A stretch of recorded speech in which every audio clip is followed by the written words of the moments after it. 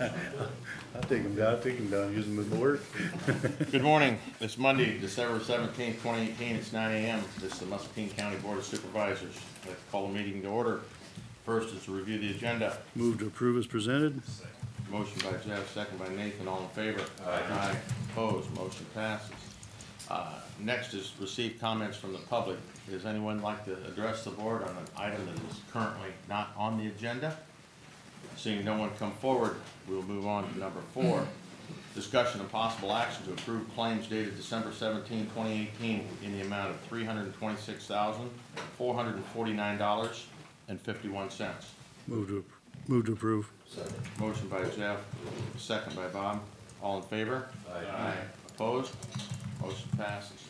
Number 5, follow-up report regarding risks of slag versus crushed limestone with Edward Askew of Askew Scientific. Ed, good morning. Good morning. Thank you much. Here we go. One copy for you all and one for each board member. Thank you. Okay, here we go again. Deja vu. First off, what was brought up last time, and I believe it was Supervisor Mather that pointed it out, was what's the difference? All you talk about is the slag. What about the limestone?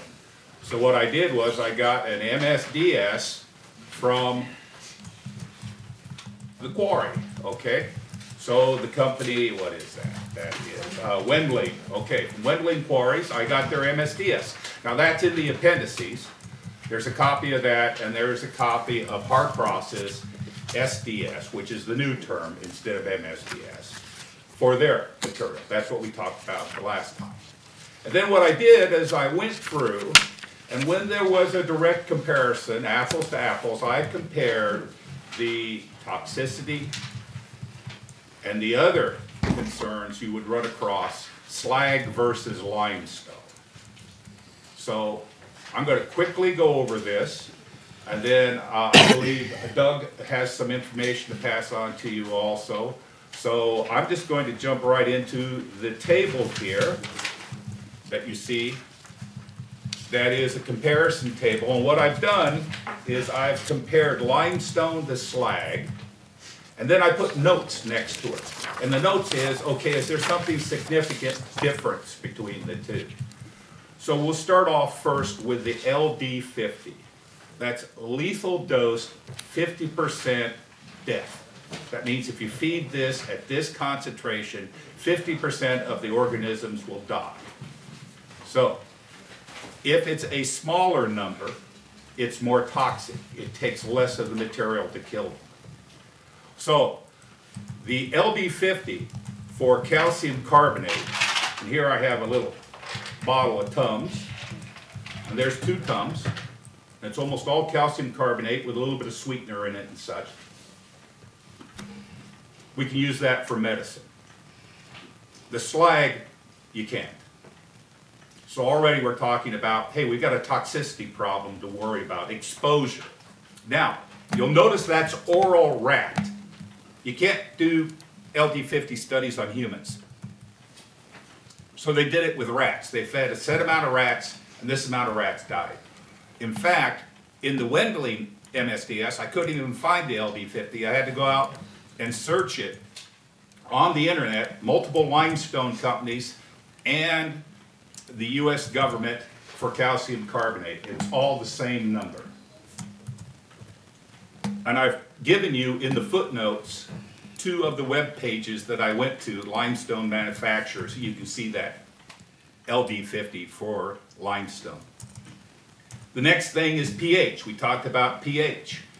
All right, this stuff runs off into the ditches, goes onto people's lands as dust, onto people's hands, onto your workers while they're working with it. There is no pH influence on water listed for calcium carbonate. Why is that? Because the limestone has been basically put into equilibrium for millennia. What it is limestone with 6 waters attached to it chemically. So it doesn't want any more water.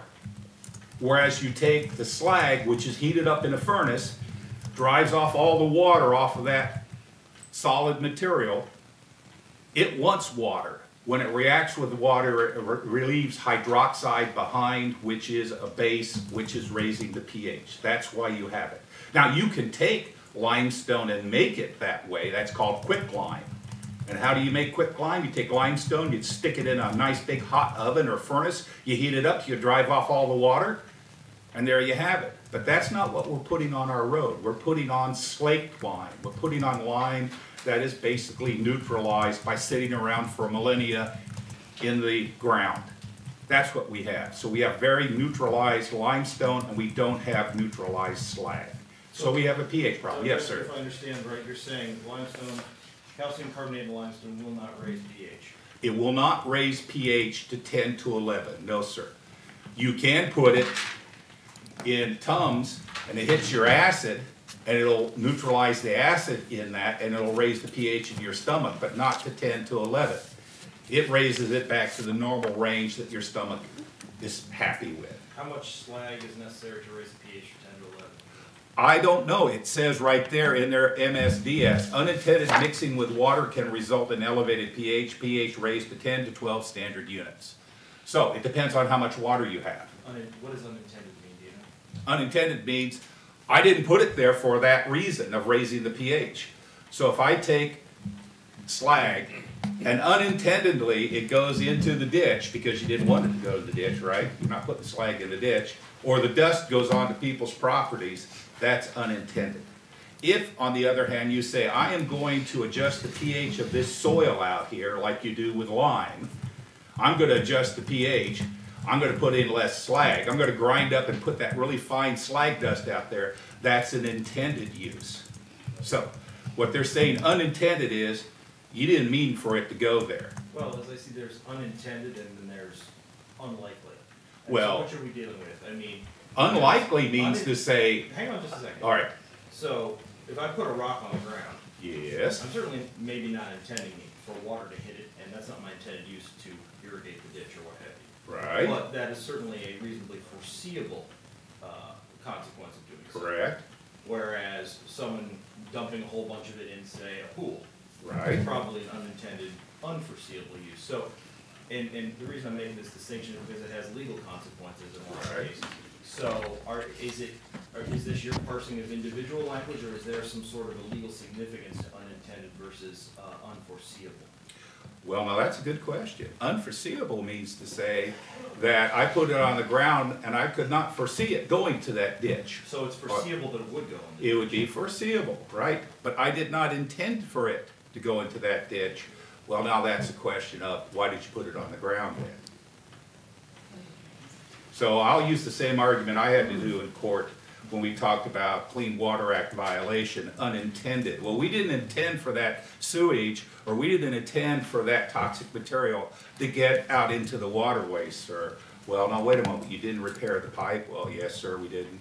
And you ran the system on the weekends when there was nobody around? Well, yes, we did, Your Honor. Okay, then that was intended. So I'm taking it from your stance there that the court agreed with you and found that you may not have explicitly intended it, but it was a reasonably foreseeable consequence. Correct. So should we then read where it says unintended here to include reasonably foreseeable consequences or not to include reasonably foreseeable consequences? That depends if you want to be a responsible person or not. Well, I'd like to know what the evidence is. Well, the evidence would be is, proof is in the pudding. Is it in the ditch? Go out there and take a look. Has it gone there? Is it on people's property? I imagine you can get some people talking about the dust going onto their property and such. So I would say at that point, it is unlikely that you would be able to say that you intended for it to go there, therefore it was unintended use. I see. And the pH rating, are we talking starting from a base of 7 or a base of higher than that? pH 7 is neutral. Right. Right. So therefore, if you're going from 7, you will be raising it to 10. That what they are saying is, you can raise a 4 to 10 also. You can take an acid if you add enough of the material. It depends on the amount that you add and the volume of water.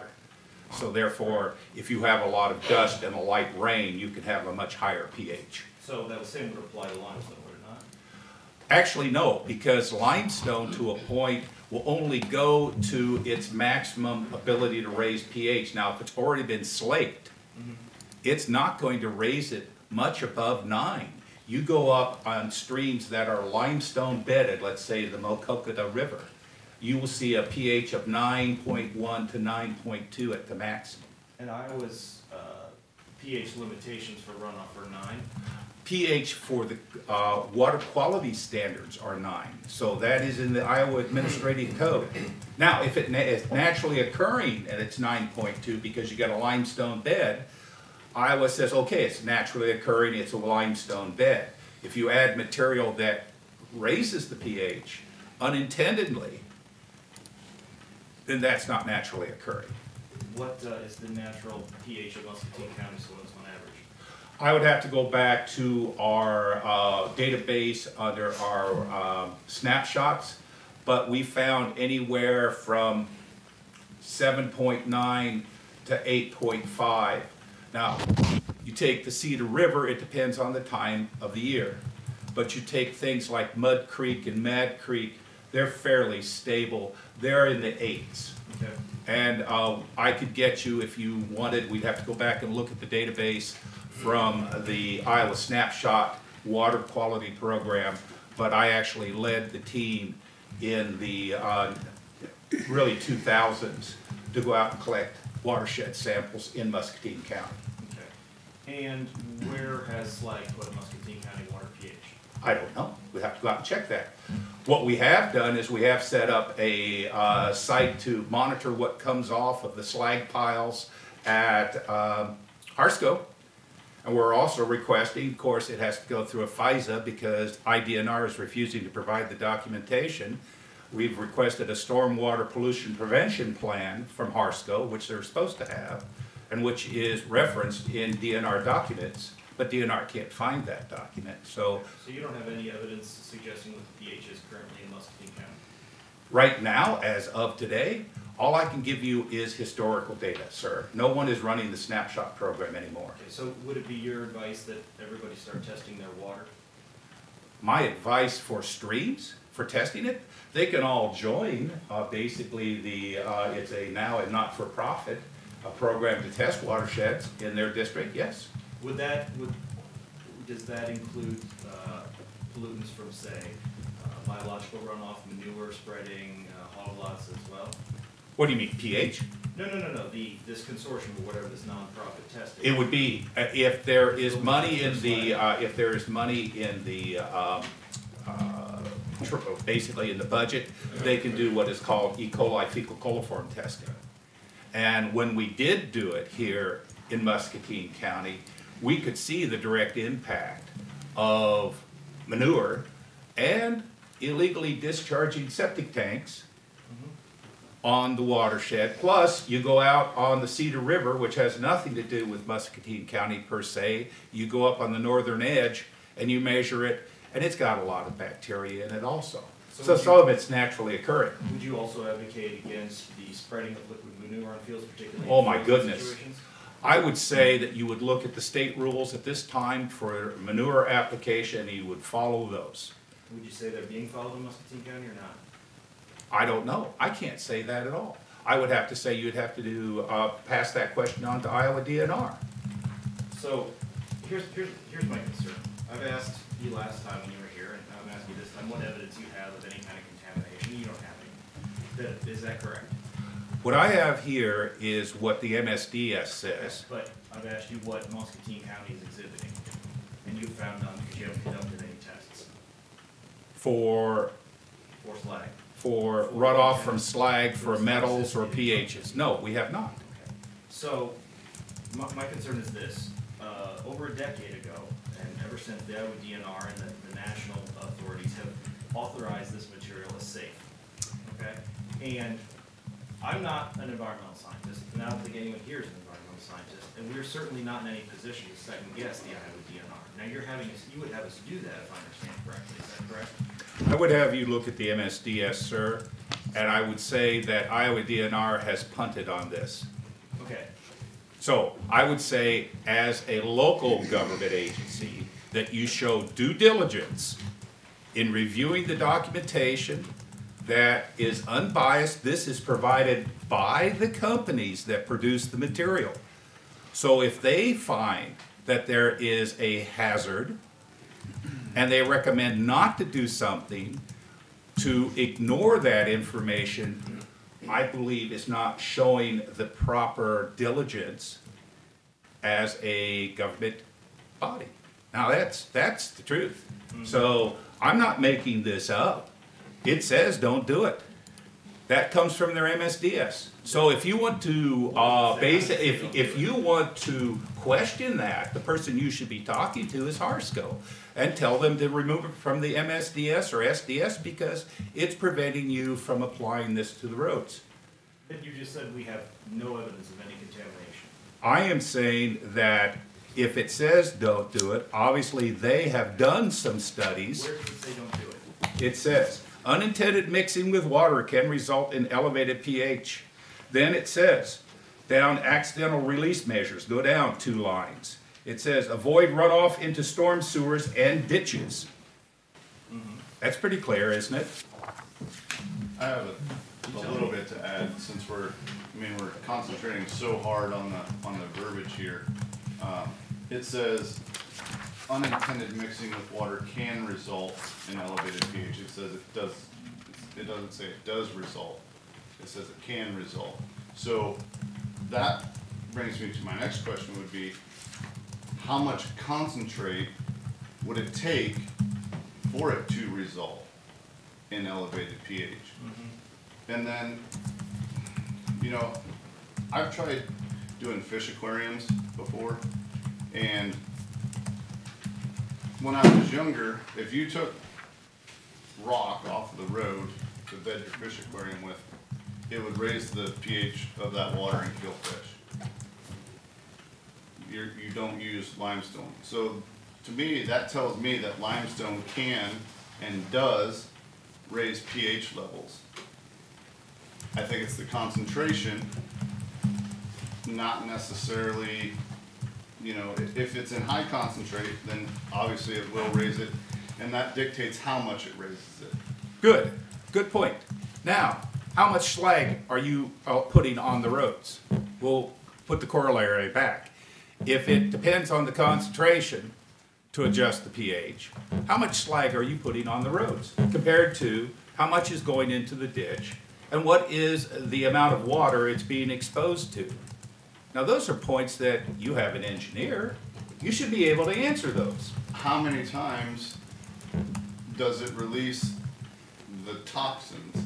Does it rain on it? Does it get wet once and it releases That's a good question. all of the toxins? That's a good question. That is something to ask Harsco, since they came up with these requirements in their SDS. So we're looking at apples to apples. If they put it in there and it's their verbiage, then you're asking me to explain their verbiage. You can't do that. You have to go and ask them. Or figure out how many pounds, tons you put on a road bed. What is the surface area of the road bed? What is the amount of rain that is exposed to it? Let's say if you have this square footage and you have 1 inch of rain, how much water is there? How much would you expect to infiltrate off to the side? At that point, you could maybe answer that question, how much pH would be impacted? What would be the pH event? Now, to me, I need to know, if I was going to do these calculations, I would need to know the surface area of the road and how many pounds you put on it. What is the density of that material? What is the size of that material? Because the surface area will impact the pH measurement. Those are all things your county could provide to us. That's something to answer that question. But it says it can result, it doesn't say it does result. And Well, the and raising of again, pH. if they put that in there, then they are saying it can result.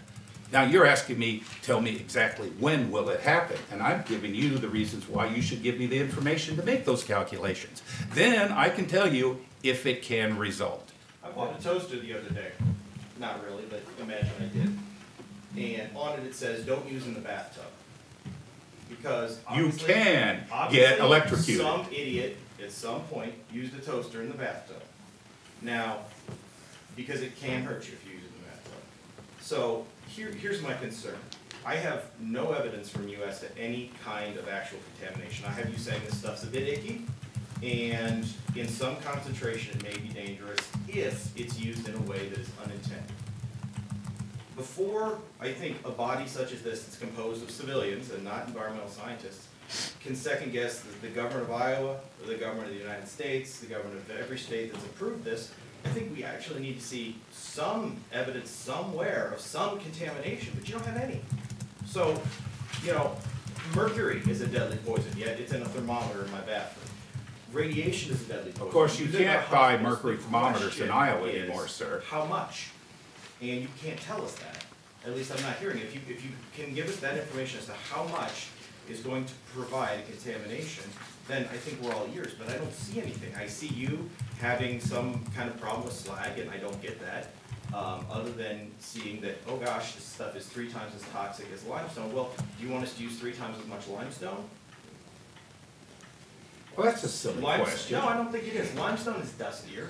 Limestone breaks down a lot more easily than slag, and so it's going to be more bioavailable. So you really don't think slag, I'm gonna No, pose I this question back to you, sir. Do you really don't think slag is a toxic problem? I think slag has the potential to be toxic in sufficient quantities. You are giving me no idea what those quantities are. But, all right, so would you be willing to test your hypothesis? Bring me evidence. I don't have time. I'll tell you what, I'll tell you what I'll do. I'll tell you what I do. Don't give me You know, thumbs no, because I've already established those are not the same thing as what's in limestone. Here are 2 tons, all right? Now, we can take the weight of these. If I asked you to bring me some slag, and we ground it up and measured the exact weight that's in this, and I ground up some limestone from the quarry, the same weight, would you be willing to eat that amount of slag if I ate that amount of limestone? Sure. Okay, good.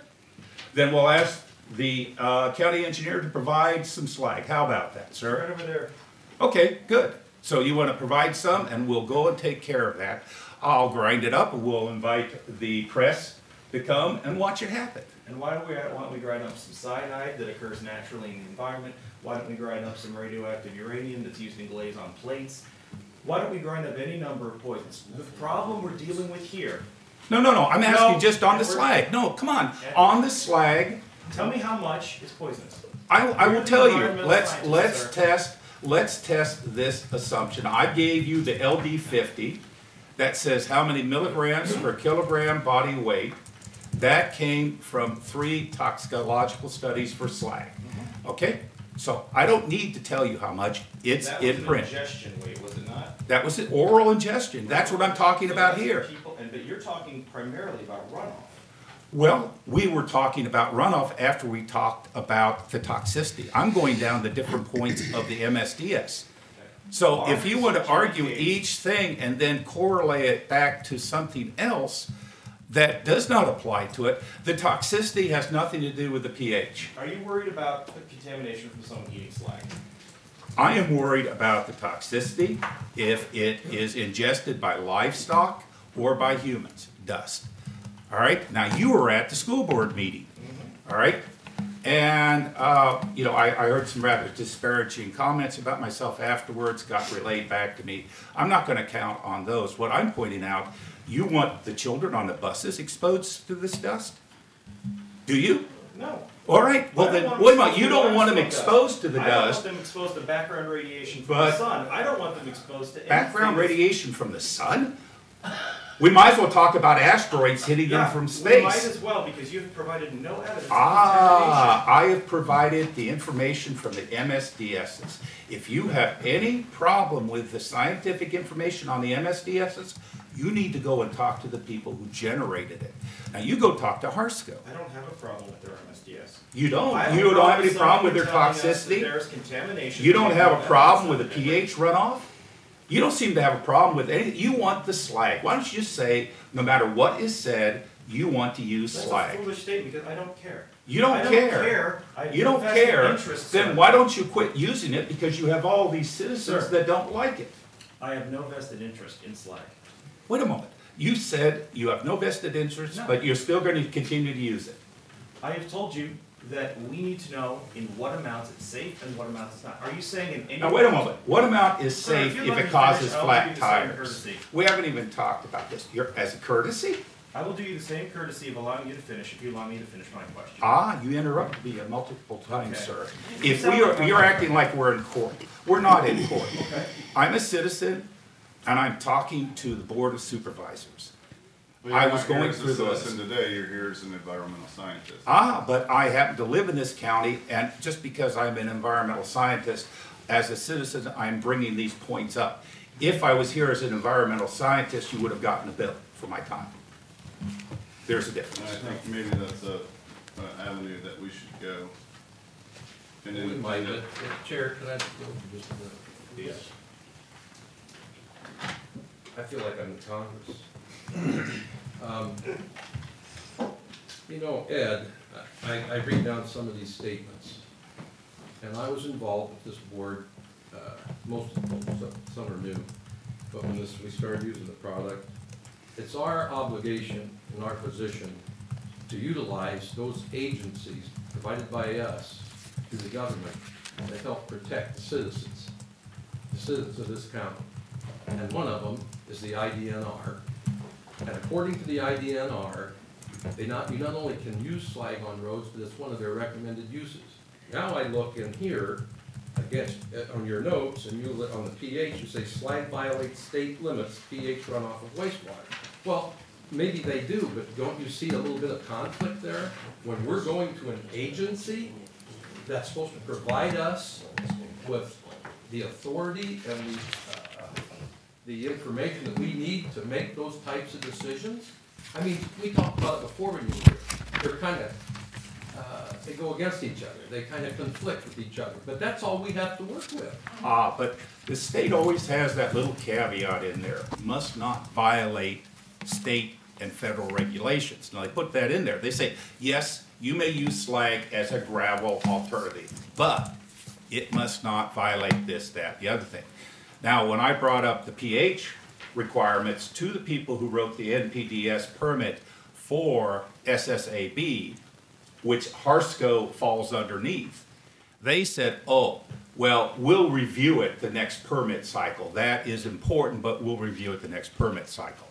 So then I asked them for the stormwater pollution prevention plan, because to see what the state said, SSAB should not allow to flow off their site during rain events, and they failed to provide the document. But no, what I'm saying is, it may be in that document, the stormwater pollution prevention plan, that would answer all of Mr. Mather's questions. Okay, but Ed, you're Yeah. talking to me now. Well, I know. And you know what? That's, whatever you say, I agree with. You know, they make the laws, everybody's supposed to follow them. Our position is, we deal with those agencies that are supposed to handle that. If they need to take Harsco or anybody else to the woodshed, that's fine, that's their position. But they're advising us on what we can and can't do. Same thing they do with the hog matrix for the confinement. We have to follow that stuff. Now, we don't have to follow this. If we don't want to use slag, we don't have to use it. Right. But the point is, we look to an agency like that and others, which we did, to see if it was acceptable, should be, shouldn't be, because there was an advantage in our perception to the county residents. So we look to them. If they say it's okay, that's their job. They're supposed to advise us that way. Right. I understand what you're saying. I also understand that we all know they've dropped the ball.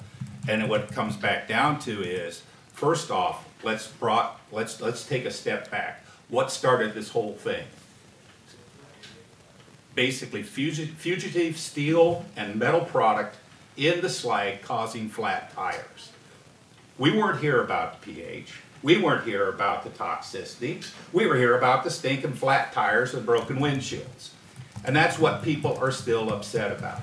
You're not going to see people getting up here and saying, oh, the pH in my ditch is such that all the frogs died. And there's my proof. All right, or we have high mercury on our farm because of the slag. They're not talking about that. Then we need to address the issue. Bring to us some additional information on the Well, they tire brought you, situation, but because we're no, jumping no, to but we're another bringing, topic. but we're bringing back, let's go back to the basis of this whole thing. You know, let's just get down to brass tacks. You put something on the road that caused flat tires. That is not acceptable. I don't care if it is gravel, if it is moon rocks, if it's asteroids from space, if it is solar radiation. What I'm concerned about are the flat tires, guys. And you're putting something on the road that causes flat tires. Well, And let's that not you talk don't need, about PH, you don't let's talk need. about flat tires. Well, let's talk about flat tires. And everybody talked about flat tires the last time. I brought the MSDS because it was brought out to me, oh, you're talking about the MSDS, but you're not telling us about the limestone, why don't you have that? So that's why this report was generated, was because someone on the board brought that up. So that's why it's there. And I did an apples to apples comparison. But we're getting off the track here. You're putting something on the road that's causing flat tires and people don't like it. That is why they're here. So, But it wasn't necessarily an apples to apples comparison because one of them was oral ingestion and the other one was raising the level of pH in water. well, but I had the oral ingestion for both also. You'll notice I have the slag and the limestone oral ingestion. So how many of our residents are out there sitting on the side of the road eating limestone and slag? No. We brought this up because you asked about the MSDSs. That's why this report was generated. What people came to you about, let's get back to that, back down to brass tacks again. What people came to you about the last time and what they're here today about still is the metal in the slag. And you're putting a substandard product on the road because it's causing flat tires. And you don't get that from limestone, Nathan. You get that from sharp metal sticking up into people's tires or getting thrown into their windshield and getting things broken or flat tires, and they don't want that. Those are public roads. They should have the right, Robert, to drive on public roads without worrying about getting flats, right? I agree, Right. and I'm glad you're getting to the point now. All right, that's my the point. That's the point the last time. I believe So, everyone we- here has suggested that we don't want crap like that on the roads, and we have taken steps to investigate the quality of the product. So if that is all that there is to it, if you have nothing else, then thank you for your time. Do you?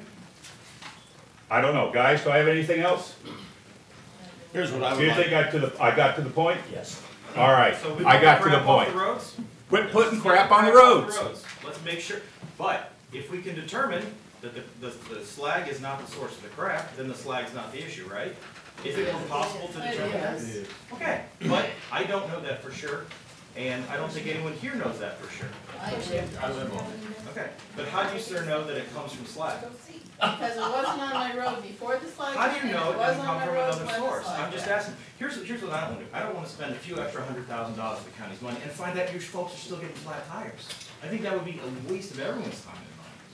I want to, number one, look at the product we're getting from our stuff.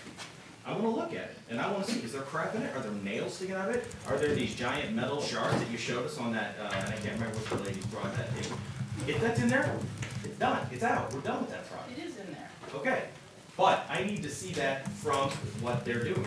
You know, I don't know from something that's on a road if it fell off the back of a scrap metal truck, which are all over the place. Well, and so that's why we took a look at some of the flat tire data we have for the county. And I correlated that with the amount we spent on slag in the last 10 years. And you would think that in the year or two, after we spent larger amounts on slag, there'd be more slag on the roads, therefore more spare tires, or more flat tires. That's a fair assumption, I would think. However, there's no correlation between the amount of slag we put on the roads in the last 10 years and the amount that we have spent on tube and tire repair in the county. Yes, there is. Well, I'm looking at the numbers right here. I got the same numbers. Okay, well, then, you know, I did go to law school, so I didn't have to do math. But, you know, I challenge you to show me the correlation. Okay. we I will. do have one thing to say to Matt about ingestion. I breathe that in every time a truck goes by. It's powder, and I'm breathing it, and my livestock are breathing it. And guess what your nasal passages are full of? Water. And so my body has to adjust the pH when I ingest it unintentionally. I have to go back and look, but I'm pretty sure that the PPE requirements for limestone dust are the same as the slag. So when And I, that's personal protective equipment, which would mean masks or safety so glasses if or it's whatever. not supposed to leave the roadbed and it's and it's dust and it comes onto my property, because that's an unintended consequence, maybe if you have slag down, you should put calcium carbonate down on top of it, or whatever it is, that spray, that sap, so it doesn't come onto my Well, property. the problem there, I think, is that calcium carbonate is actually much less dense and hard than slag, so it is far dustier. of a problem. Well, whatever that spray is you put on to keep the dust from coming into people's houses. The ceiling. Calcium It's chloride. tree sap, calcium chloride. So if you put that on there and then it doesn't come on my property and it's not poisoning my livestock and I'm not breathing it, it's probably supposed to stay on the roadbed, not be aerosolized into my yard. Sure, I would agree, I don't want you breathing anything you shouldn't be. I Well, don't either. the And I fact don't want is, my livestock breathing it. if you either. read all the MSDSs, that dust is a big problem. Dust is not good for anybody, and Right. they talk about PPE. Limestone is, from what I read, is more dusty than slag, so it is a larger problem. If you read the PPE requirements and the inhalation and the SDS, it says don't breathe, you should have masks, dust nuisance masks, but I don't think we're all gonna run around with nuisance masks around, No, that's but not I don't know reasonable. whether there's a different component in that dust from the slag than there is from the limestone. I don't know. So, There you know, is. I don't mind it going on my pasture because it's sweetening the soil, but the slag has molybdenum in it, I think, am I correct? And the molybdenum ties up the copper when the sheep ingest it, and they can die of a copper deficiency because of that, and I can have my forages tested, as this stuff is going on my ground. I can have my forages tested to see if that molybdenum is there, if you guys wanna pay for it, of course, you can, somebody else, but it kills sheep, period, kills horses, it's toxic to livestock, and that's where it's going, right onto my pasture and right onto my hay. Is that what your veterinarian says, that it has killed your livestock? It's not killing my livestock yet, but it's potentially killing my livestock, it's toxic, I have to adjust my. And it my kills top- horses? I think so, I think that, Wayne Shopbell established that the last time he did this, so. Well, It's toxic. here's what I know about what I've personally seen with a horse pasture on the east side of SSAB. And those horses were in that pasture for many years. There's a solid slag road that went directly on the edge of that pasture. That pasture laid to the southeast of the plant. Prevailing northwest winds would take, common sense would tell you that it would take that dust and it would carry it to that horse pasture. And those horses were in that pasture forever. And they never looked bad to me. That's all I can say. Right, You know, so they had a high concentration, very high. They're right next to the plant. And I think back in 11, we talked about that when Wayne came in here, and he had some research out of the UK or somewhere talking about slag. But I think about the EPA and the CDC that you talked to, said none of that was founded claims that Okay, well, I can find our out environmental science, that more we about- could count on. can I don't know. Get in touch with other people, the nutritionists, and, cause it's a real fine line between copper toxicity and copper deficiency Yeah. in sheep, and the molybdenum is a problem because it ties up the copper. All I'm reciting to you is what I personally saw And that's just and watched for incidental, over a right. decade. I understand, Scott. Well, and that's the trouble with legislating anything by anecdote is, you know, I have no reason to disbelieve you, ma'am, and I have no reason to disbelieve Scott. It's just, we don't know. And the folks who are empowered by the government, by the people of Iowa, they told us it's safe. Probably it's safe if it doesn't leave Hang the on. roadbed, but it is Well, leaving the roadbed. Let's see, And I know it's I have to impossible think, not to. and unless I have some indication otherwise, I have to think that the people who said this is not just safe, but good for roads, knew that some of it would get off the road. Okay, and maybe I'm wrong, okay? But I have, and I don't always have faith in government. God knows that. But I have at least that much faith in the folks that are doing this. But if we have something that shows that they have ignored that, you know, other than conjecture and someone saying they dropped the ball, I mean, that's not enough for us to declare ourselves our own environmental agency here. So I am all for evidence, but, you know, we've asked Dr. Askew for evidence, and he said, well, the evidence is its potential, okay, but we don't have evidence as to how much. I mean, you've heard the expression, life causes cancer, okay? There's crap out in our world that's bad for us, and we can never fully avoid it, all right? And the idea is we want to keep that all within the safe, tolerable levels. I don't want any kind of crap going. I have 3 kids. I don't want them breathing anything they shouldn't be breathing, all right? But I also recognize that we live in a world that's full of stuff, and even if we lived in a completely undeveloped world, there would still be natural hazards. You know, people die from volcanic explosions and whatnot. But I guess what I'm saying is we don't know how much is dangerous, how much it takes to get to that level. And we don't have any evidence yet from any of the folks here that have presented that, and we have evidence from the authorities and government saying that it isn't at that level. So our dilemma is not that we don't want to protect people, it's that we hear there's a lot of noise saying that it might be dangerous, but everything that's official, everything other than a person who's got an axe to grind, it sounds like with the DNR, is telling us otherwise. So we need good information, and that's why we're having these things. That's why we're having folks come in. We want the information.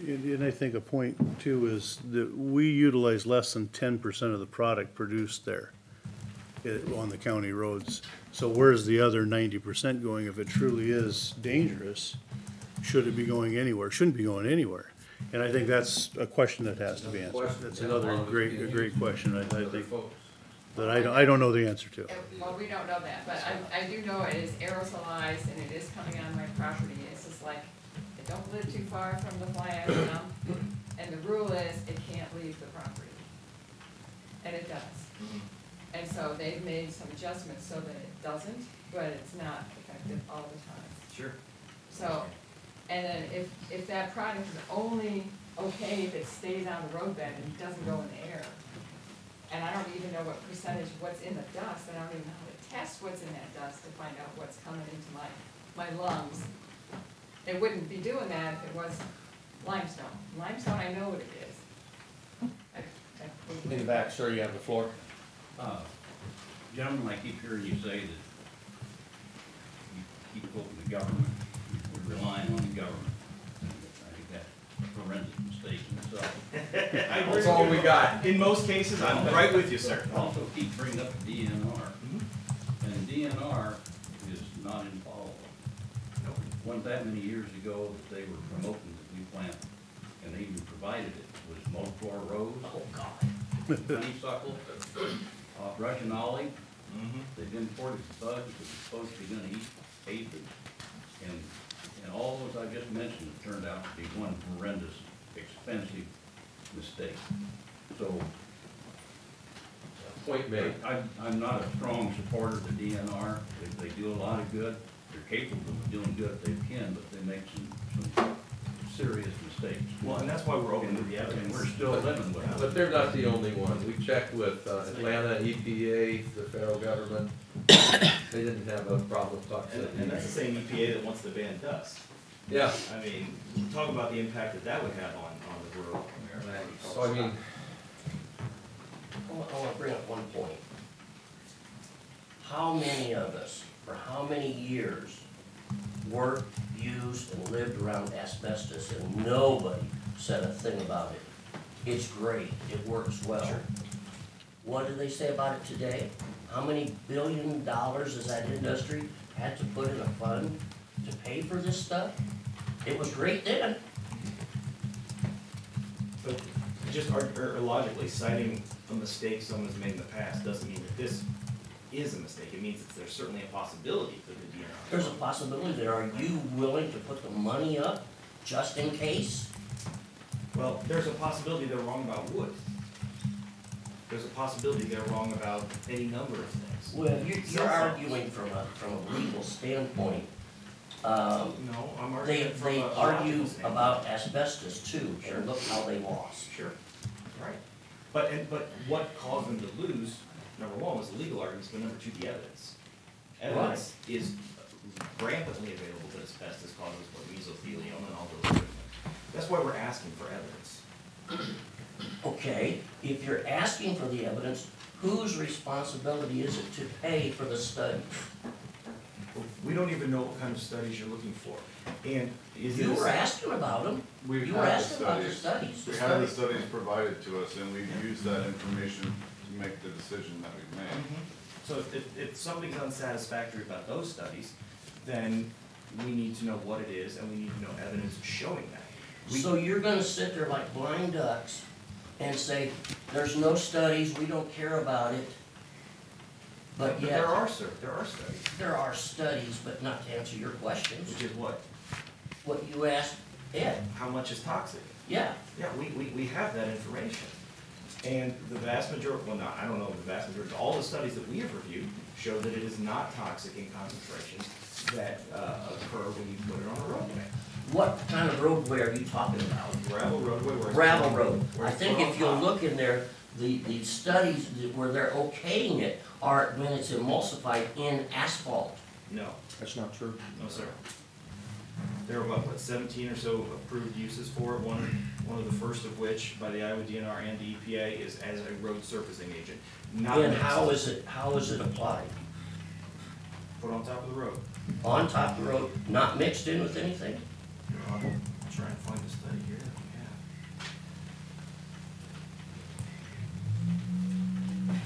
have. Ma'am, I will take your question. It isn't a question, it's adding to, the information about the pieces of slag that I collected off my road, because somebody said it might have fallen off of trucks that were going to the plant. I live on a half-mile road that only goes to my house and some fields. There have never been any trucks with that kind of product who have gone down that road where I collected the slag. I walk down that road in the summer every day. I know those pieces weren't there before the slag was put on. I know I collected those pieces myself after the slag was put on because I didn't want them in my tires. I don't know if it's in the original slag that comes from the product, if it's in the truck that delivers the crap to the Right. to the plant, and then they use the same truck to bring it back, and some of that's still in there when they And that's where we're dump trying to it. I figure don't that out, know. exactly where. I it just comes know that I picked up those pieces and there were no trucks who had. I think I metal can pieces safely say that going your to the situation is plant. definitely not typical. No, I think that's a safe. from. Mhm. I'm not sure what happened in your particular situation on that half-mile road, but it is definitely not typical at all. I've talked to some. And I don't think people anyone who've can even had argue that. the similar kinds of pieces in their tires and their windshields, so I know it's not confined to my road. Yeah. Like I've said earlier, But I own farms in the county. There's slag on the farm exactly where I live. I drive all over the county roads, not just where I live in the little immediate area. I drive all over the entire county in the fall and winter time especially. I can't even remember the last time I personally had a flat tire other than. This is on my own personal that I'm explaining to you about. I told Doug about that. Doug's explanation to me on that scenario was I was just lucky. Maybe I was, but I've not had a flat tire in so long I can't even remember. But, and I'm not just in one little area that I drive the entire county, so I have a pretty good overview of it. I will take your questions, sir, in the back. How many dollars a year are being saved using slag versus using Was it about 170? 70? Was 117, we would have to increase our rural roads tax levy 21 cents a thousand, $117,000. 17 or 7? is what we're saving by using the slag a year? 21 cents on your rural roads levy.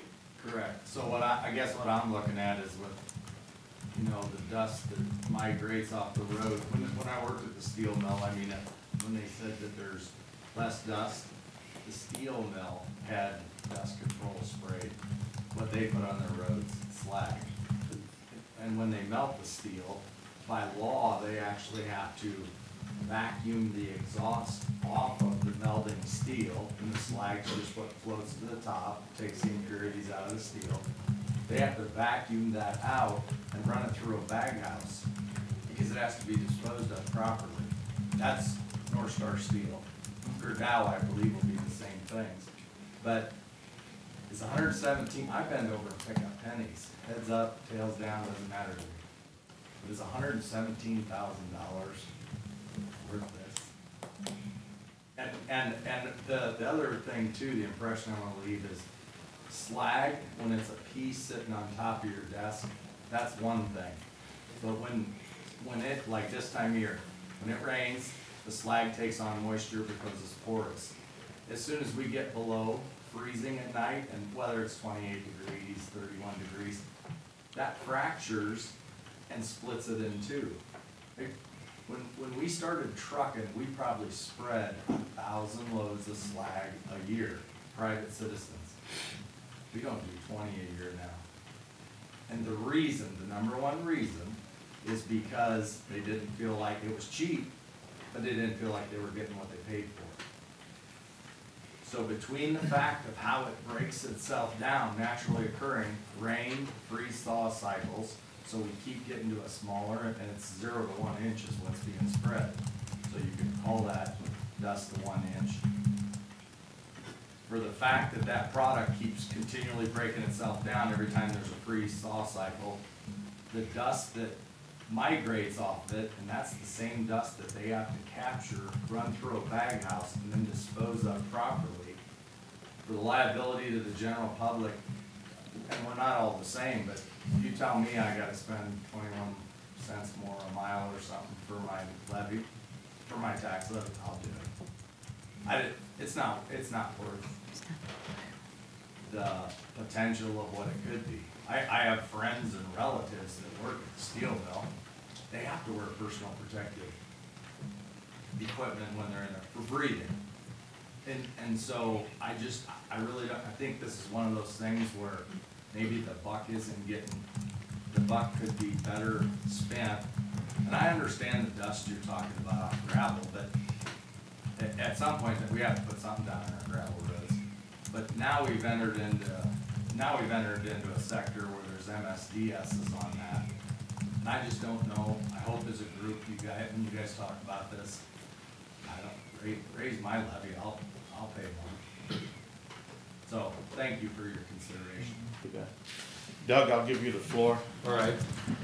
Back in November when we were here, I asked for some information regarding the costs of what the county is paying for several things. So I got Vanna Darrell here. He doesn't get paid, or he's not as good at looking as Vanna, but he's going to put some charge for me. So The price is right. yeah. So some of the costs we've got from the county were the $765 from Wendling, and you can read the rest of them there. That we've got River Products at $9.72 a ton and Linwood at $9.50. The slag was running about $1.50 a ton, and your freight costs for rock were about $4.30 a ton to your furthest point, and $7 a ton to the furthest point on slag. Now, one thing you might ask, is that going to change as we get closer? Yes, it will, but it changes for both. It's not just the one. So there is a comparison there. Some other facts that we need Let me to... ask a stupid question. Why is there a difference in the, if I'm going to the same point, why is there a cost difference between whether I'm hauling rock or slag? I'll show you that in just a second, Jeff. So, because there's a density issue, and that's one of my next comments here. We're not talking per ton, we're talking volume. Yeah, well, it's, yes. Okay.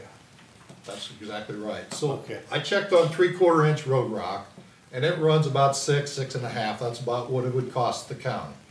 So we know that number.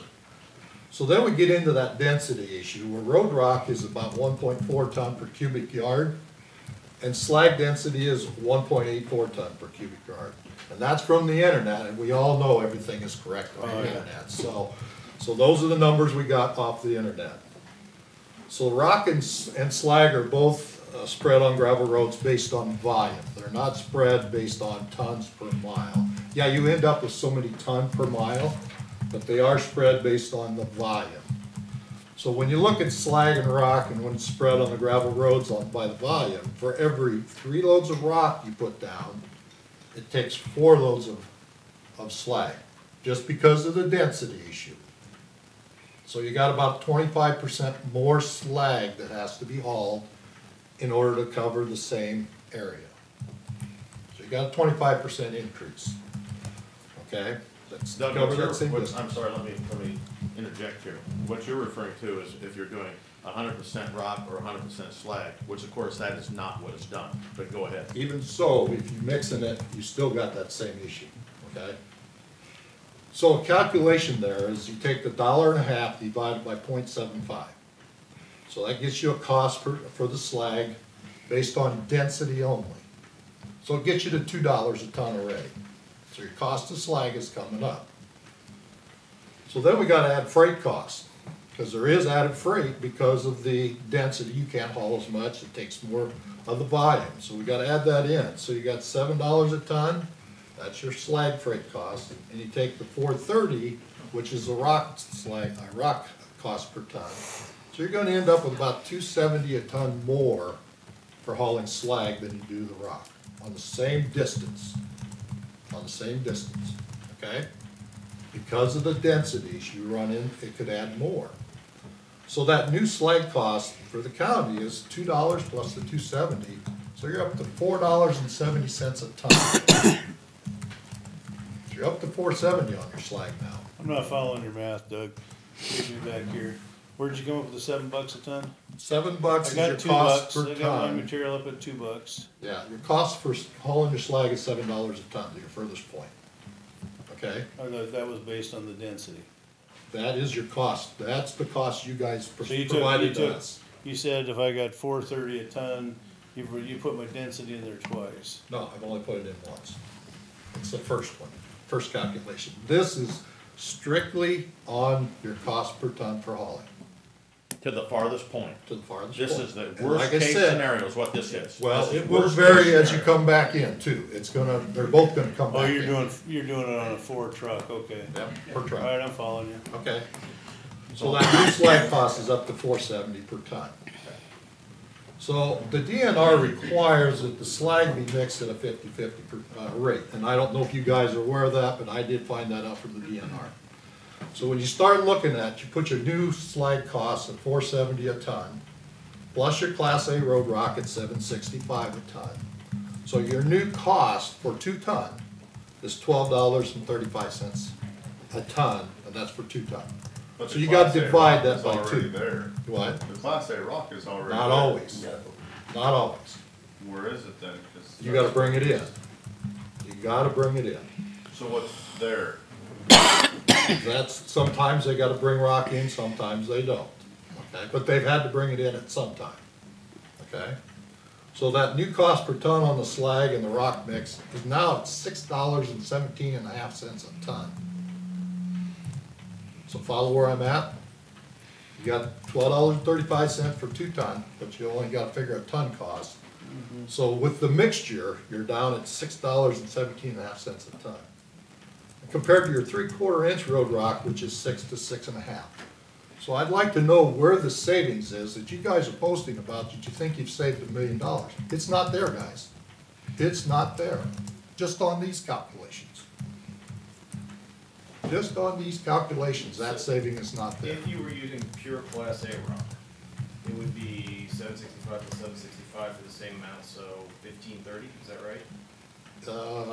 Instead of yeah. $12.35? Right. Right? So about $3 for every 2 tons, $1.50 a ton. Is that what your math comes out to? Yeah, that's pretty close. Okay, just trying to follow. Okay, so then the other part is, not all these costs have been recognized by you guys. There's other costs out there that, you know, what I asked for, and I didn't get a response back from those, because Keith couldn't provide them. There was no record of them. Well, there is a record on some of them. First of all, let's look at the mixing cost. All this product has to be mixed. So when you put the slag down, you put it down the middle of the road, and I've seen them do this. Then you bring rock in from each side, if it's already there. Even if it's not, they gotta pour it down somewhere. So they got a trip down mixing it in, and a trip back pulling it in. Then they gotta go back each way again to level that out. With road rock, you just go down and take it down one side, and come back to the other side, you're done. So we got 2 extra trips. Now, I don't know what that cost is, but it's out there. It's unidentified cost, but it's there, okay? The next one is the flat tires on the pickups. dump trucks, road maintainers, etc. Slag was used very little till about 2014, and I got those numbers if you really want to look at them. We used some in 2008, and then we skipped 9, 10, 11, and 12. We didn't put any on, and you guys have those numbers. So in 2014, we put $9,500 worth on.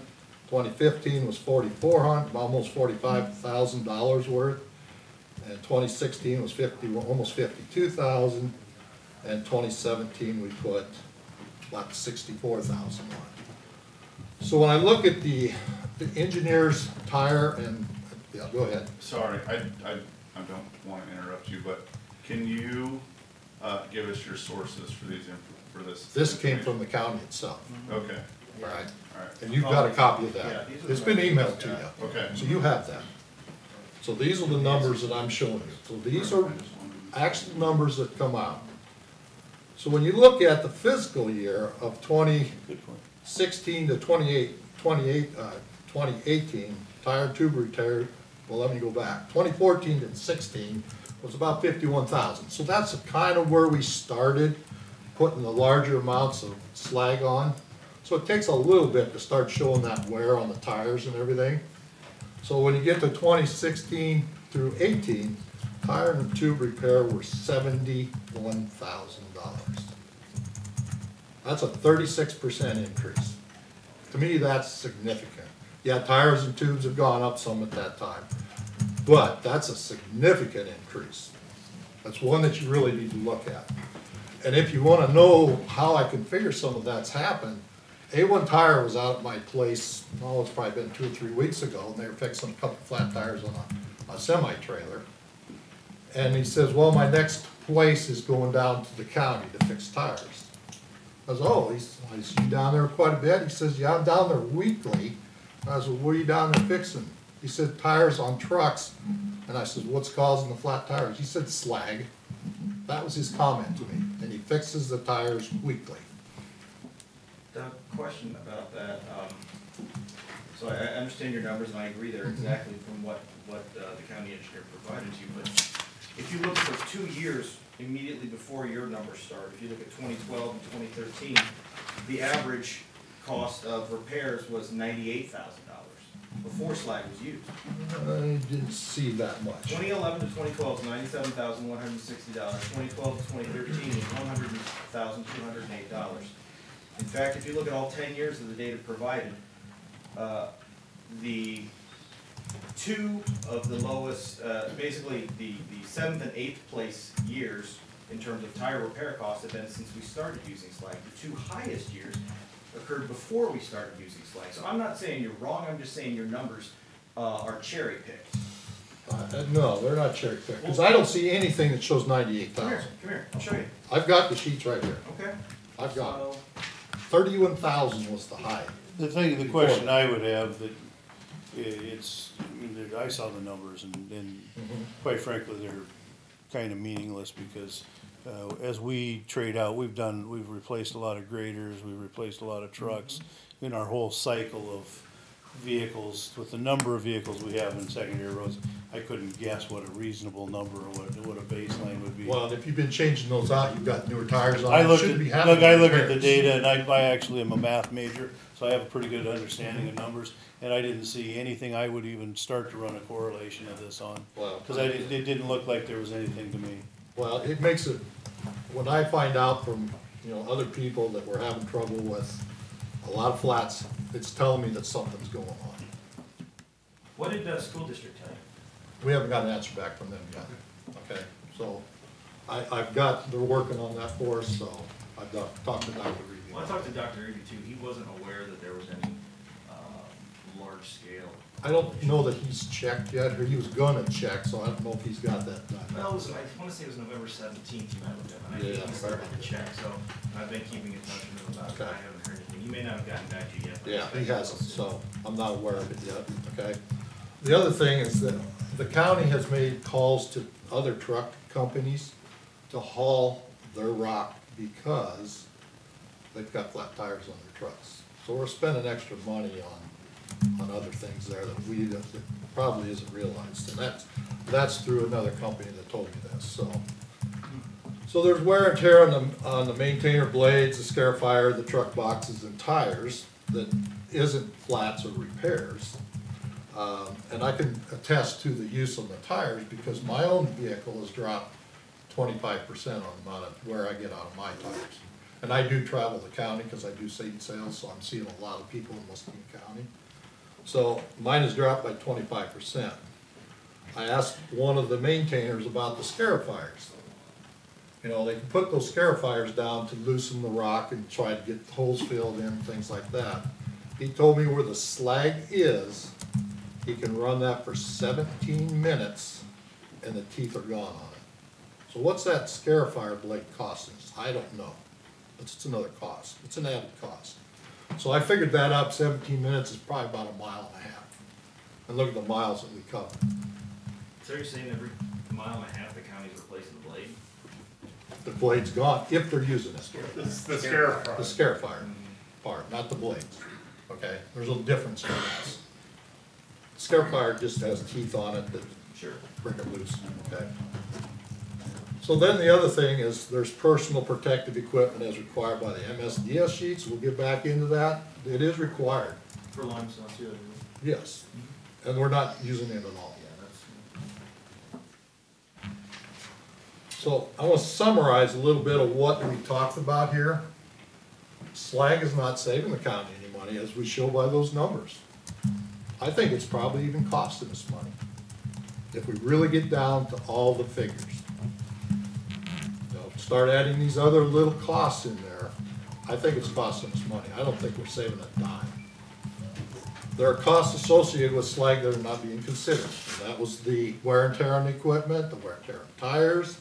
You know, that's all out there. You gotta look at the total cost.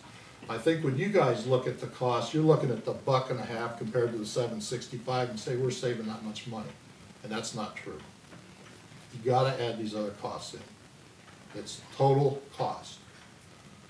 So any gravel alternative must be as good as or better than that of crushed limestone. These are some of the things we've talked to you about before.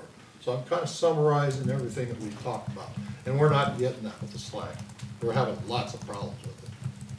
Do you have any numbers as to the durability and how often a slag-covered roadway needs to be resurfaced as opposed to still limestone one? No, I don't. No. Yeah, I don't know either. I have no idea on that one. So slag is a hazard to the environment, as we talked about, because of the heavy metals in it. So we've got to keep those heavy metals back where they belong. We don't want that going out into the environment at all. Slag is over 3 times more toxic than limestone, and that was presented today. It's over 3 times more toxic. Slag impacts the pH of the runoff to a greater level, a level greater than what is allowed by the Iowa Administrative Code. And I know Nathan, you probably have some questions on that, but that's some of the things we've talked about. It's a health and safety hazard compared to limestone because of the heavy metals in it. The use of slag poses a huge potential lawsuit risk for the county, and that's the one I'm really concerned about. And the reason I say that, if there's a lawsuit that comes against the county for health reasons or something like that, who's gonna pay for that? Well, the county's gonna pay for it first, then it's gonna come back to me and you guys as taxpayers. So I think that's a huge risk right there. And just to go over one of the things that we had some of those meetings out in the county, which I'm sure you guys are aware of. We had a gentleman stand up and say, I live on 4 corners and I got slag both ways. My kids play out in the yard, which is right there on those 4 corners. When they come in, they are covered with the black dust from the slag. Should I be testing my kids for heavy metals? That was his concern. My grandkids play in my yard. I've never seen that. You don't have slag by you unless it's half mile down the road. Scott, You're not you don't serious, have- are you? Yes, I am. No. You need to Yours drive over is the a house for coffee surface sometime. road on both sides. You need to drive over to the house for coffee.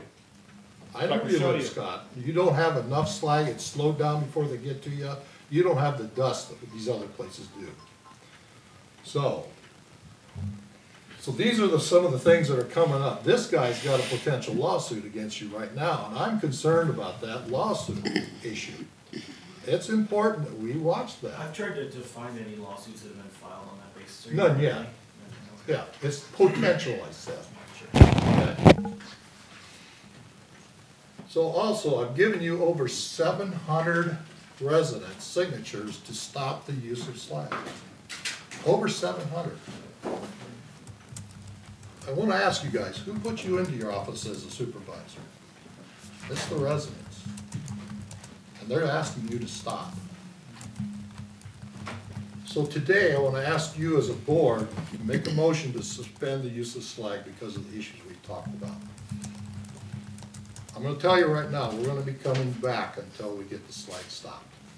I can tell you just procedurally, we can't do that today. It's Yes, not- you can. It's not, we can't take an action item That's on on the the agenda.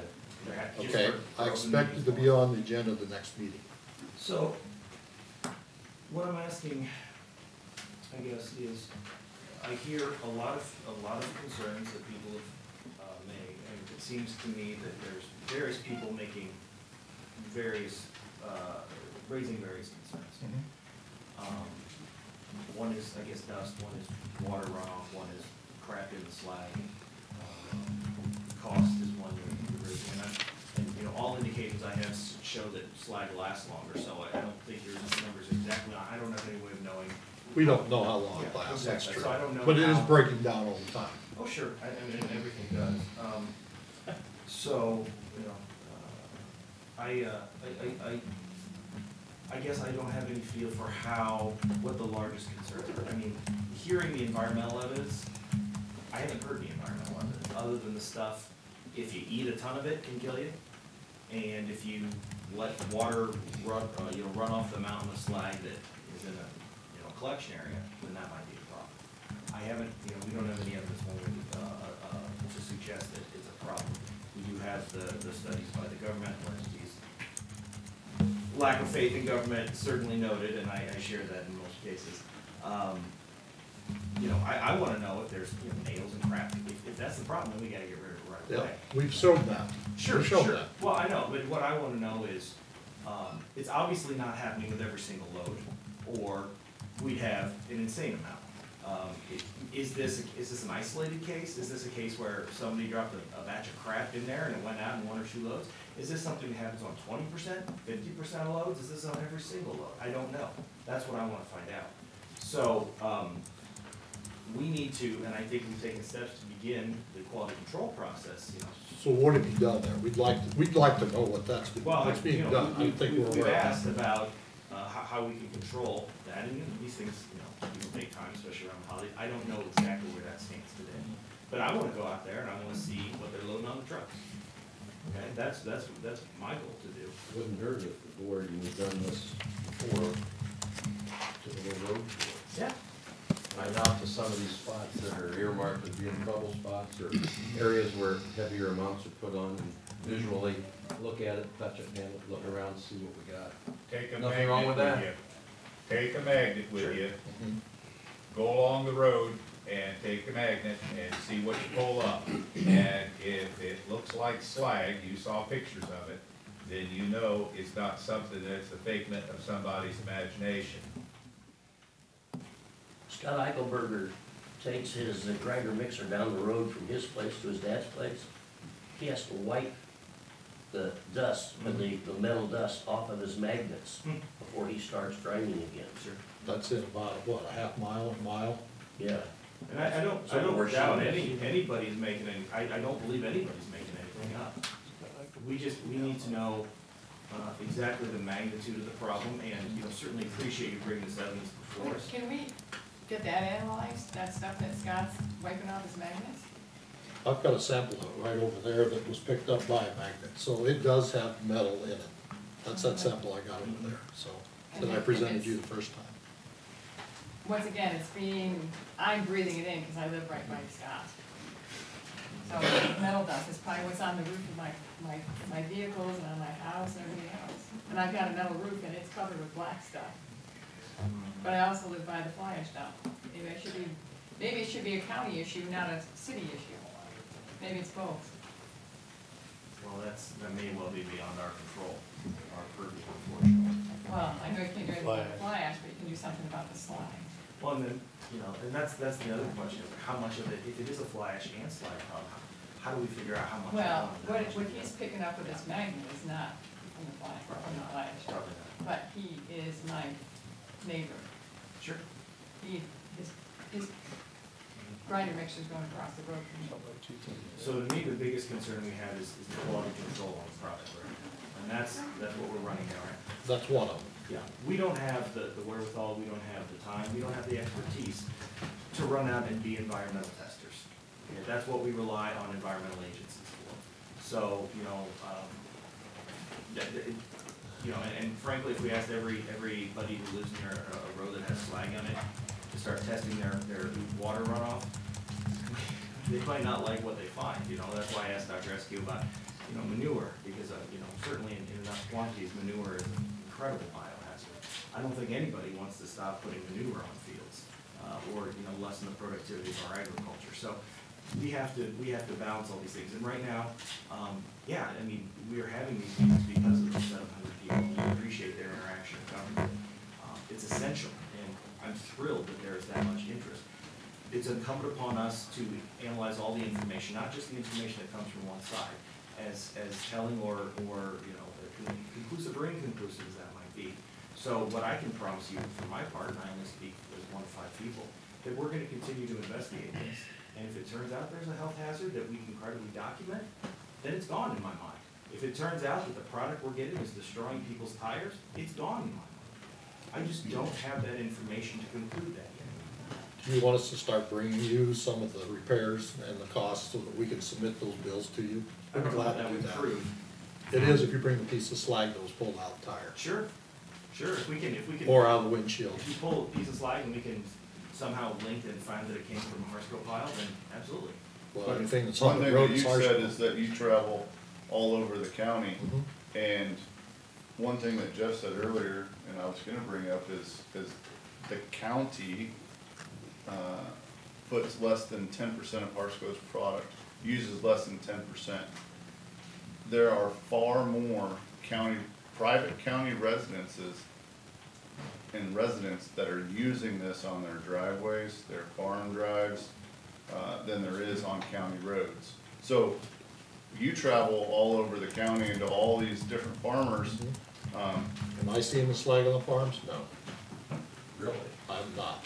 They've covered I've seen it. it. There are some out there, yes. Zero, I'll but agree. the percentage of how much of it's trucked now, well, it fell off once people started seeing what they got. That's That's 28 gross. years worth of experience on Daryl, you have a question? Yeah, well, just a couple things in and to Mr. Mather's comments about I need proof. I was at your last meeting when you talked about mental health issues, the state kind of forcing demands on you, but you gotta pay for them with no money. And you're doing the same thing too. You want proof, and we can go out and soil test along these fields, and you're shoving the burden of cost onto us. And you say, well, why haven't we brought it? Because we don't typically have to test for heavy metals, but we can, and there's labs that do it, independent labs. And if we do that, you could open up a can of worms that you may not want to be a part of, as far as a class action lawsuit. I don't want to see the county get in trouble and I have to pay for a class action suit. But if we start testing, and I'll guarantee you it'll be there. It may not be there this year. If you keep using it, it'll be there, because it's just like that lime dust. It migrates out, and I've seen that just hundreds of times. And it'll be the same thing in that the metals be heavier closer to the fence and less as you get away. And you're a lawyer. You know what the risk of a case is, whether you win, lose. Sometimes you fold. And for the little bit of money you're saving, it isn't worth the risk. Whether it's a family with a child or animals, you're off target with this dust or product, and it's not worth the risk to the county. That's all. I just think it's insane to even consider it. I'm gonna ask everybody here a dumb question. How many people have private wells on their property?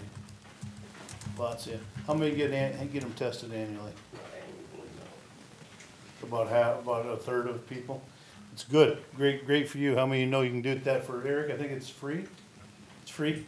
Planning and zoning. I encourage everybody to do that. This is public relations minute here, since we're on TV. It's free, the state gives us a grant program, and you talk about ingesting things, your drinking water is number one. So please have it tested frequently. We're in an ag state, you never know what's going on. I would just say, don't call me up and expect all these metals, the grant doesn't cover that type of testing. Okay. Tim, it's like, nitrate, E. coli. We can test for arsenic now we've done a few of those at 0. Right. My well is 400 feet deep, but I am being tested every year by Muscatine Power and Water. Yeah. Because I'm downstream from their fly ash. And it hasn't changed, but it's pretty dandy. It's testing for lots of different things because it's from the fly ash. There's no runoff from the fly ash. I'm not sure, it's too deep. I have to test my water for that. Yeah. Where you typically, Nathan, see contamination from runoff on groundwater wells is bad casing, number one. That's why basically Power and Water had to test for atrazine for over 10 years on their well field down the south end of town, is because they didn't get the casing closed up, got a rainstorm, got some manure and some atrazine into their well. But typically it's bad casing or a shallow well, or you are sitting in a aquifer where you have a sandy area and it permeates easily. So. All right, well, with that, the only thing that I want to close with is, I have two forms in front of me, one from the Iowa Department of Natural Resources, and one from the Iowa Department of Public Health, that both state that slag is an item that can be used on surfacing of roadways, and are recommended by both these entities, and that's my closing statement. So with that, thank everybody for coming, and we will move forward. We're going to go to number 6, items with County Engineer Keith White. Morning, Keith. Good morning.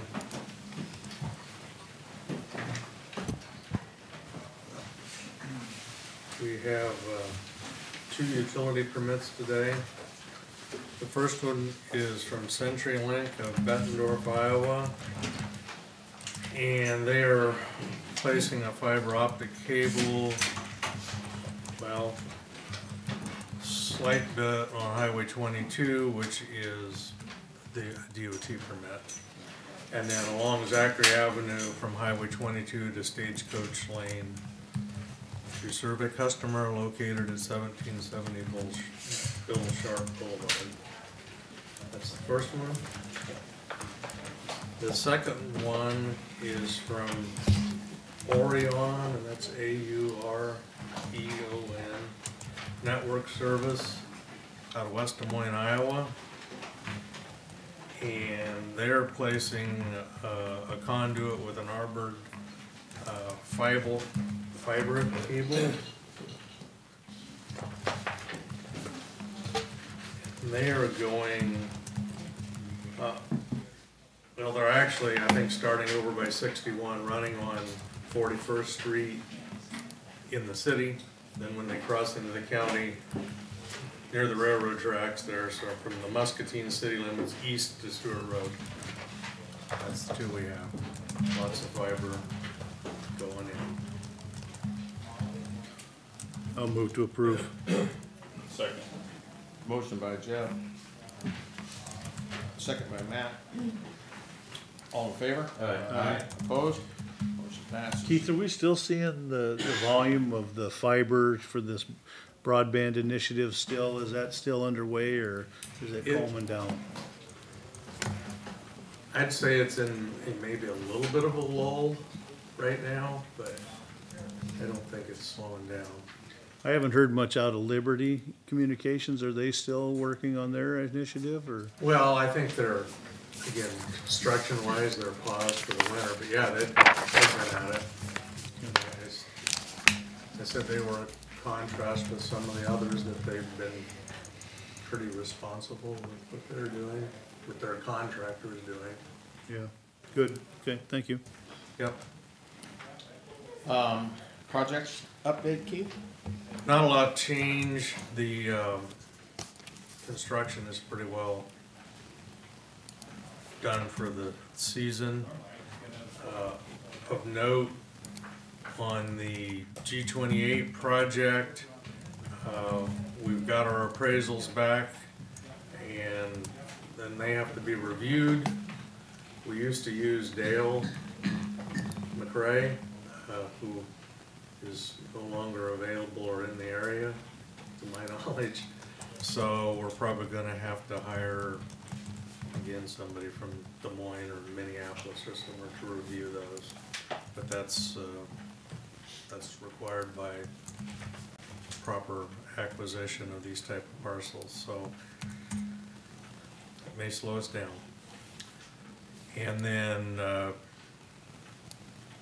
just to note, Bridge 160, which is over on F70, over by Elder, just west of Elder Avenue, and there's a grain facility there that they came in and spoke when we were doing some vacating about leave something open, because this was, that's in the January DOT letting. So hopefully that will be a calendar year 2019 construction. And then Bridge 134, which is on North Isett, is one we've just had to drop the posting yet again. The load posting is submitted for the March letting.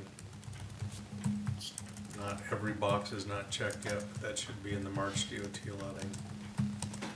Everything else is kind of where it has been. Okay, very good. Anything other than? That's all I had, barring any questions. Very good, thank you so much. Number 7, discussion and possible action to approve ordinance 12171801, repealing ordinance 03261801 and establishing a local option sales and service tax applicable to transactions within certain incorporated and unincorporated areas of Muscatine County for the period July 1, 2019 through June 30, 2034 on the third and final reading. Second. Motion by Bob, second by Jeff. This is a roll call vote. Bob? Aye. Jeff? Aye. Nathan? Aye. Matt? Aye. And I vote aye. Motion passes. Number 8, discussion and possible action to approve the minutes of the December 10, 2018 regular meeting. So moved. Second. Motion by Matt, second by Jeff. All in favor? Aye. Opposed? Motion passes. Correspondence, Matt? I do have some information. The board as a whole has had some correspondence from a resident on the status of 152nd Street, and that would be east of North Mulberry. And that is a tricky portion of road. The main complaint was that the county ignores that stretch of road and that we don't afford that stretch of road and the residents that live on it the same attention as other county roads. So, You said east, I believe you mean west. or west, yes, I'm sorry, west of Yep. Mulberry. I'm with you now. Thank you. So I abstained from a response because I was trying to gather some information.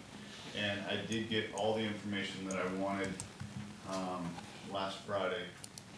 So I haven't responded yet, but I was gonna do it in today's meeting. And I handed you all a sheet before the meeting, just with some numbers.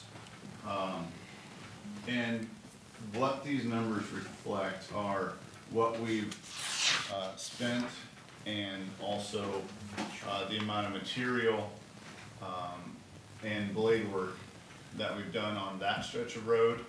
on a stretch of road that is very similar in use to that stretch of road in Muscatine County. And then I also got some information on what an average stretch of road is for Muscatine County, and then also what the state average is. And one of those numbers reflects the 8-year rolling average, and then another number is the 2017 average. Now, on the road in question, which is 152nd Street, from Mulberry West to the end, for the calendar years of 2015, 2016, 2017, and 2018, we have placed 2,801 tons of material on that 1 mile stretch of road. 2,801 tons of material. The total dollars spent for material, the hauling of the material, and the maintenance of that road, and that doesn't include any engineering costs, it doesn't include any new pipes or anything like that. Just the material, the hauling, and the blading, the maintenance. For those 4 years was $42,105.62, and that averages to $10,526.41 per year. Just 1 month. For 1 mile. For 1 mile. Now, I took a road, like I said, that was similar in use, and similar geographically to it. It's near the river. It's in a lower area. It's has a few permanent residences on it, but a lot of them are permitted seasonal. And that was 245th Street from Blue Heron east to Edgewater. And that for those same calendar years, the amount of material placed on that stretch was 108.2 tons. The total spent for the material, the hauling, and the blading of that road for that 4-year period was $13,380.89 for an average of $3,345.22. So that is comparing two similar roads, and the amount of attention that one road in question that we've been chastised for ignoring. I got a question for you, Matt. So, on the 152nd, and then the 245th, 245th, I think you said was a seasonal road. There are a couple permanent residences, or all year long, but then there are also many seasonal cottages, so to speak, on that. On Edgewater? Yeah. Well, what about 152nd? That's not seasonal, is it? As far as I know. The last mile, the mile that, if you remember, this came up in the slag discussion, so the original complaint was slag. Well, when the resident found out that was complaining that we didn't have any slag on that road, they just placed, I don't know how many tons of Class A roadstone only on there. Then it became just, we don't take care of the roads and they're in terrible shape and yada, yada, yada. And claimed 15 residents lived down there. Well, apparently we have people that believe that seasonal cottages can be used as full-time residents. And if we don't tax, we don't build, our roads are not designed for seasonal, they're seasonal cottages, so they're under the water half the year. So why are we doing it? Well, it's gonna have to be reevaluated. Yeah, I drove back there last week and I saw many houses in operation, furnaces going, people outside, cars parked in the driveway. So yeah, it's clear there's folks there all the time. That's a lot of money for a seasonal road that's not supposed to be maintained. Especially we're not collecting. Well, we're not, it's not, we maintain the road, cause there are some natural areas back there and all of that, but I think, and this is excellent, Matt, you look at, if you look at a similar area where we spend $3,000 a year, this we're spending $10,000 a year, and if you look at the county on average, we're spending what, $6,000 per mile? Well, that's where I was getting to. So from the IDOT website, you can also gain information on what the state average is for 1 mile, across the state, and then also you can break it down by county. So I got both of those too, and the 8-year rolling average for Muscatine County, was $7,200 per mile. And that's for a normal average road per year. These are all just gravel roads. Correct. Okay. Now, the 2017 average was a fair amount less for a Muscatine County road. That was $6,000. If you go to the state average for 2017 was $4,436. The 8-year rolling average for a state road was $4,202. Gravel road in the state. Correct. So basically what that tells us is we do care about our roads. We do try to keep them in the best shape possible, and we spend a fair amount more than what the state average is to maintain that. So Matt, do you have any idea why we're spending, what's causing us to have to spend so much more money on 152nd? Is it flooding? Yes, so there, going back to 2008, there is, I hesitate to call it a levee, but there is a levee on private property that was broken, and every time the river comes up, and it doesn't even have to be a major flood event, it comes across and you know, it does significant damage to that road.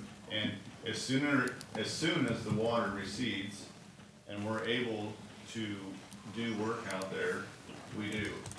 Now, to ever think that that stretch of road is going to be a highway is unreasonable. But the point I'm trying to make is we can't control Mother Nature, but we do everything in our power to make sure that that road is passable.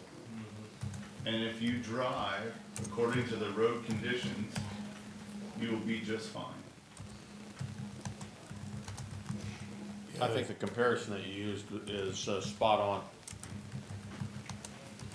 Spot on a comparison. Yeah, giving Blue Heron down to Edgewater, it's the same situation. Correct. Really interesting. So what's the tax differential for a seasonal place versus standard?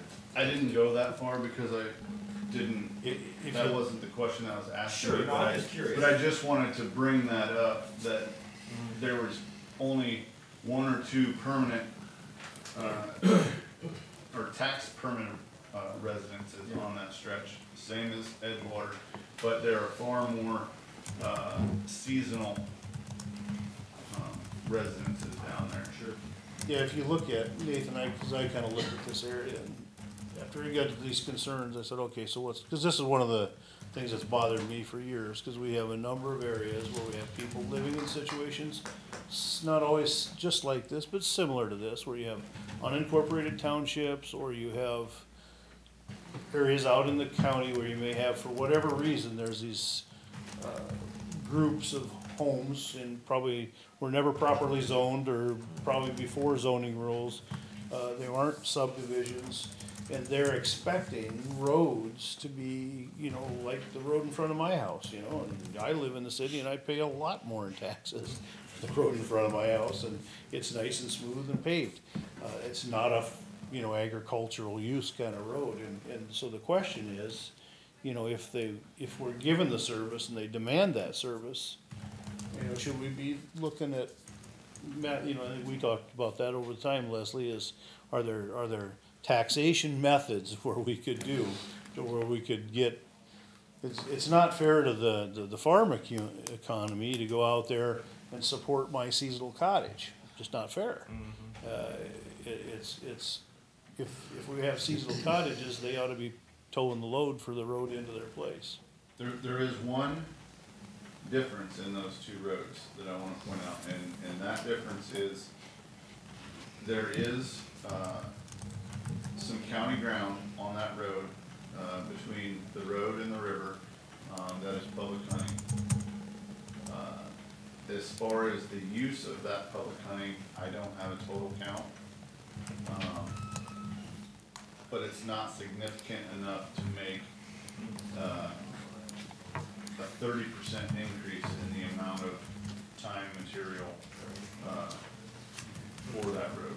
Well, I've learned more about washboarding and roads than I really ever cared to know in the last several months. But, you know, one of the things I read is, once you go over 3 miles an hour, you begin to cause washboarding. So traffic, you know, you have washboarding across a road, speed of traffic is what's driving it, 9 times out of 10. It, you know, the struts or shocks on cars start doing this and they drive that, make those holes. The grader operators are limited in their ability to do it, depending on the time of year and the soil qualities and all that. So very interesting. So, you know, those folks that live there with the subsoil moisture and probably the speed of traffic, because it's probably cars, not necessarily ag equipment rolling on there, you're probably gonna always have some potholes and washboarding. It's just, and the grader operators will do what they can, but when you're underwater for months at a time, I don't know if I'd even wanna run it. Doug, you ran a grader for years, right? Would you even go down that road for a while? There's a lot of current down there too. Yeah. 152nd has a lot more current. It really cuts into the road. It does a lot of damage. Yeah, you can tell it's a road and it's not always. But Edgewater is actually closer to the water than what 152nd is, but it's the levee, and I use that term loosely, that allows it to come up. Kind of funnel it in there. Correct. Yeah. And we spent, that number doesn't reflect, the amount of money we spent on pipes and stuff down there as well. And that was pretty significant. Would the FEMA dollars, so stuff we get reimbursed by FEMA flood, would they impact these numbers, or would they, these are just strictly county taxpayer dollars? We get reimbursed by FEMA, but this is what it costs. That's what we put on there. Yeah, those are not FEMA reimbursements, no. These are all actual, we may have had additional dollars in those 9 areas. and 10. Okay. That's really interesting. Okay, very good, great information, thank you. And that was all had, and I'm gonna forward this, onto that resident. Make it real easy to understand terms.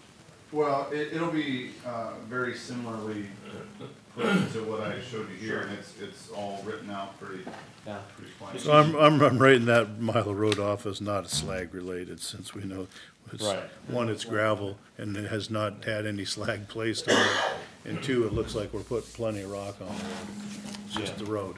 Yeah, I agree. Okay, is that everything you had then, Matt? That was everything I had. On, as far as correspondence, Jeff? Nothing to note. I had nothing, Nathan? Other than that, no. Bob? Nothing. How about any committee reports, Bob? I had one last week, it was on Tuesday the 11th, Milestones Area of the Aging Executive Board. You know, that's a board that I oversee as president over 17 southeastern counties. And we had our yearly audit report and another year of clean slate with 0 findings. So I'm very proud of that, proud of the agency and their personnel. We can keep that going. That's all I have. Very good. Committee reports, Nathan? On Thursday, the 13th, we had the follow-up mental health region planning session, which kind of combined the conclusions of the previous week's sessions, which were, one was the governing board and one was the staff, the management board.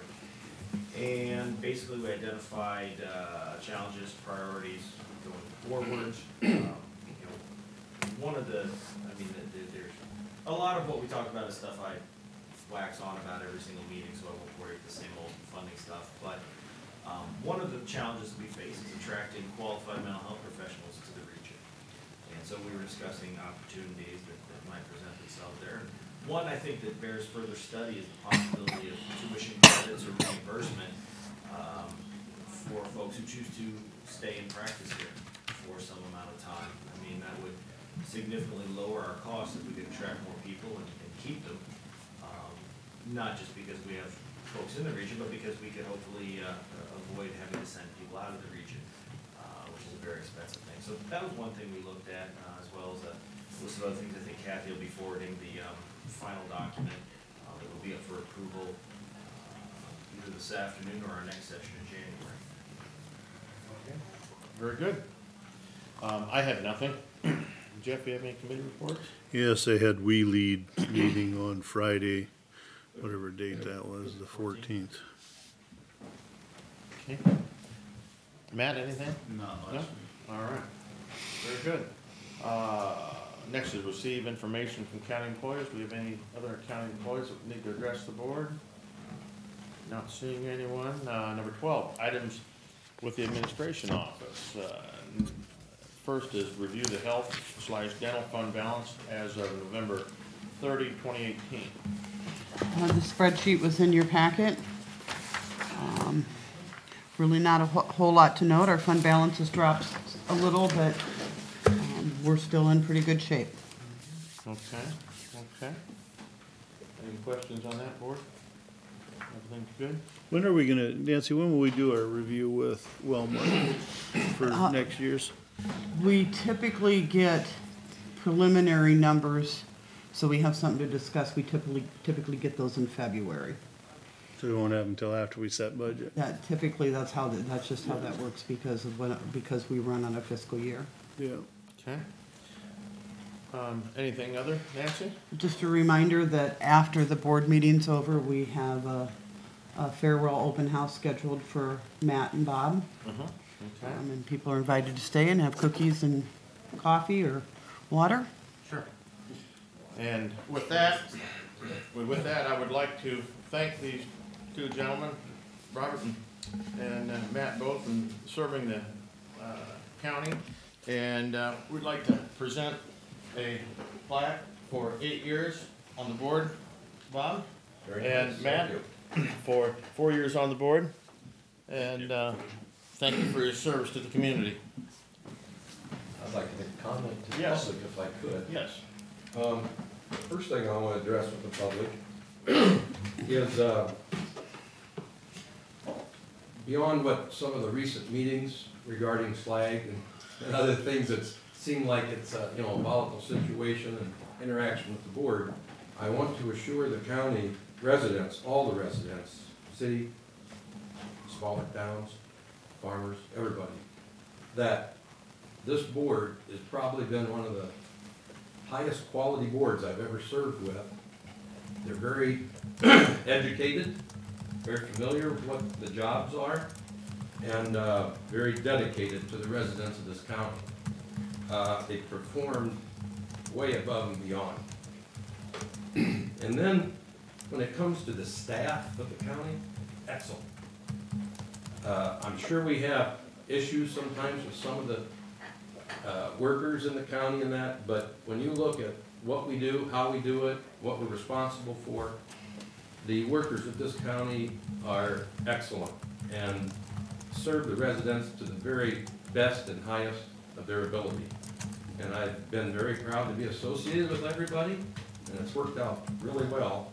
And I want to thank the residents for the honor. Thanks, Bob. Very good. Yeah. I would like to thank all the residents as well for the opportunity and the honor.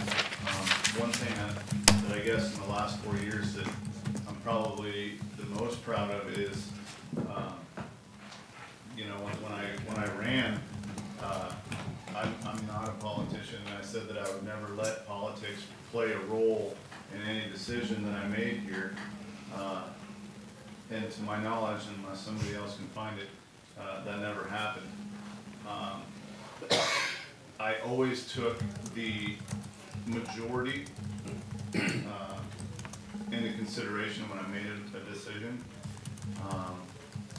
and it wasn't always going to please everybody. But when there was something that was faced in front of me, and even though these four gentlemen sitting beside me, we have a lot in common. We share a lot of the same views. There's a lot of times that I didn't agree with them, and and they didn't agree with me, but that's what's great about, having a panel, and I feel very fortunate and very blessed to have this opportunity, so thank you. Very good. Thank you so much. And if there's nothing else to come before the board, meeting adjourned.